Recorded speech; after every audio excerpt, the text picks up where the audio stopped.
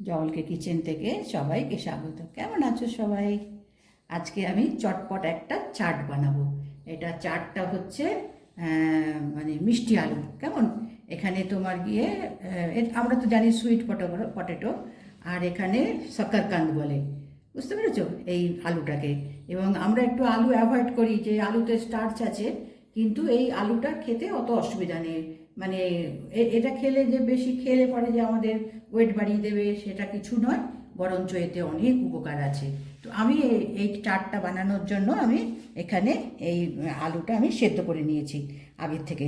কেননা ঠান্ডা না করে নিলে না পরে গরম গরম তোমার একে ছাড়াতে গেলে তো হাতে লেগে লেগে যাবে, মানে পিস করা যাবে না। যার জন্য আমি সেদ্ধ করে এখানে আমি ঠান্ডা করে নিয়েছি। তো এটাকে ছাড়িয়ে নিয়ে টুকরো করে নিতে হবে। আর এর সঙ্গে বাকি কি মেশাবো পরে মেশাচ্ছি। তো আমি এটাকে ছাড়িয়ে নিয়ে এটা দেখো, এটা তোমার গিয়ে ঠান্ডা হয়ে গেলে পরে না সুন্দর তোমার গিয়ে এই ছাড়া মানে খোসাগুলো ছাড়িয়ে যেতে থাকে।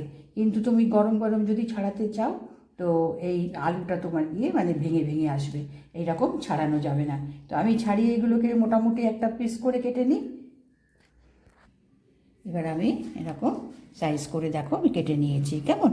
এর থেকে ছোট করেও নিতে পারো বা এরকমও ঠিক আছে, কেননা এর মধ্যে এইগুলো মেশাবো তো সেই জন্য এরকম মোটামুটি একটা সাইজের আমি করে নিয়েছি। এ দেখো কেমন। তো সেখানে মানে সাইজটা বা গোল গোল করে, কারণ এই আলুটা তোমার বেশ বড় সাইজের ছিল তো যার জন্য মাঝখান থেকে কেটে আমি এভাবে করে নিয়েছি। এ দেখো এরকমভাবে করে নিয়েছি। আচ্ছা, এবার এর মধ্যে মেশাবো তোমার নুন। সেদ্ধর সময় কিন্তু আমি নুন দিয়েছিলাম না। এবার এর মধ্যে মেশাবো আমি নুন। নুনটা একটু সাবধানে দিতে হবে।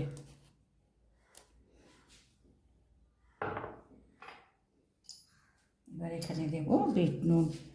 চাটে সবসময়ই তোমার গিয়ে বিট নুন দিতে হয়, তার একটা টেস্ট এবং একটা ভালো সুন্দর ফ্লেভার নিয়ে আসে এটা বিট নুন। এবার এখানে গোলমরিচ,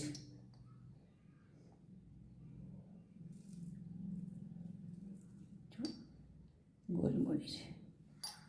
এবার এখানে ভাজা জিরের গুঁড়ো।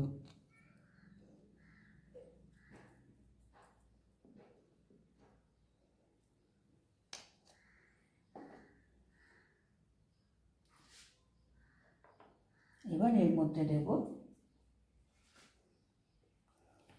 এই যে সমস্তগুলো কেটে রেখেছি, দেখো টমেটো, পেঁয়াজ, তারপরে শসা, স্যালাড তো যার জন্য এইগুলো সমস্ত আমি দিচ্ছি। তো এখানে যেটা এই স্যালাডের মধ্যে পেঁয়াজ বলো, যদি পেঁয়াজ পছন্দ না হয় তো পেঁয়াজ দিলে না, বা টমেটো হয়তো পছন্দ করেন না অনেকে, টমেটো দেবে না। যেটা স্যালাডের মধ্যে এটা নিজের ইচ্ছা মতন এগুলো মানে মিক্স করা। আর স্যালাড মানেই তো তোমার গিয়ে নানান রকম মিশ্রণ আর পেট, হ্যাঁ চাট, এবং চাট বলে, চাট পেট ভরা একদম। আচ্ছা, এবার এর মধ্যে এই টমেটো সসটা দেব।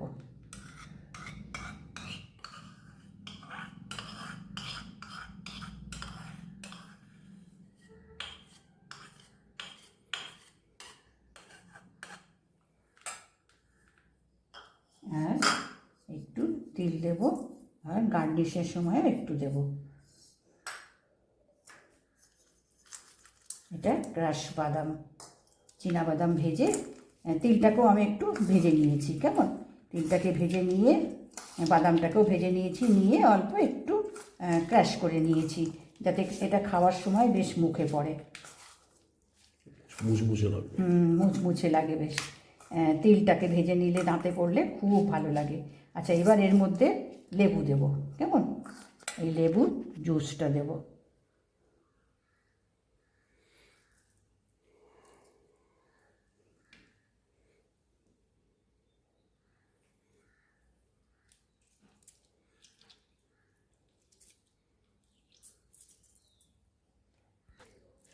এবার লেবুর জুসটা দিয়েছি, ভালো করে মিশিয়ে নিতে হবে। এবার এর মধ্যে আমি একটু ধনেপাতা দিচ্ছি।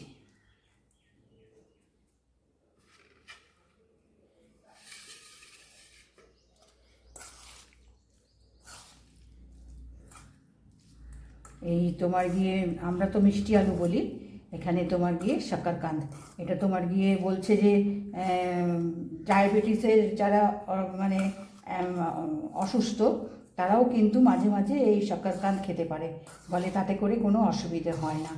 কেননা তাদের কত মানুষের তোমার গিয়ে এ খাবো না ও খাবো না ওইটার জন্য প্রবলেম, তো মানুষ মানে বিরক্ত হয়ে যায় না যে সব কিছুই যদি আমাদের মানে বাদ দিয়ে চলতে হয়। তো এইটা বলে এই শাকারকান্দ তোমার গিয়ে যদি এরকম স্যালাড করে বা টিকি করে খেতে পারলে বলে ভালো। আর জানো দেখো, ফল বলো তরি তরকারি বলো সমস্তই কিন্তু আমাদের শরীরে নানান রকম উপকারে নানান রকম মিনারেলস মানে যোগান দেয়। তো সেই জন্যই তো আমরা এইগুলোকে নানানভাবে খাওয়ার চেষ্টা করি। আচ্ছা, এটা আমি মিশিয়ে নিয়েছি, কেমন? এবার এখানে আমি প্লেটে তুলে দেবো।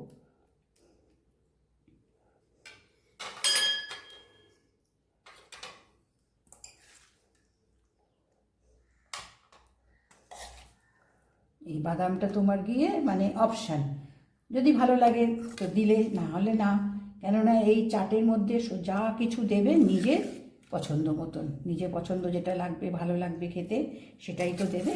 দিয়ে এটা বানিয়ে একটা পেট ভরা প্লেট একটা বেশ ভালো মতন খাওয়ার সময় যদি এই চাটটা করে নিয়ে বসা যায় তো ভাতের সঙ্গে একটু অল্প ভাত খেলেও চলবে। কিন্তু এই সব রকম আছে, দেখো টমেটো আছে, পেঁয়াজ আছে, তারপরে শসা আছে, সমস্ত কিছু আছে এর মধ্যে। সবই কাঁচা, ভাজাভাজি কিচ্ছু নেই না, হ্যাঁ, ভাজা বা তেল কিচ্ছু নেই এর মধ্যে। তো সেখানে এটা তোমার গিয়ে আমাদের খুবই হেলদি এবং হেল্পফুল। তিলটা দিয়েছি ঠিক ওই জন্যই যে একটু ক্রাঞ্চি, এবং তিল তো জানি আমরা ভীষণ খাওয়া ভালো। অনেক অনেক জায়গায় তোমার গিয়ে এই তিলের তেলই বেশি ব্যবহার করে, কিন্তু বিশেষ করে সাউথের দিকে ওরা এই তিলের তেলটা ব্যবহার করে। মানে তিল নানান রকম খাওয়ার সঙ্গে তিল ব্যবহার করে। আচ্ছা, এবার আমি ওপরের থেকে একটু এই তিল একটু ছড়িয়ে দিলাম।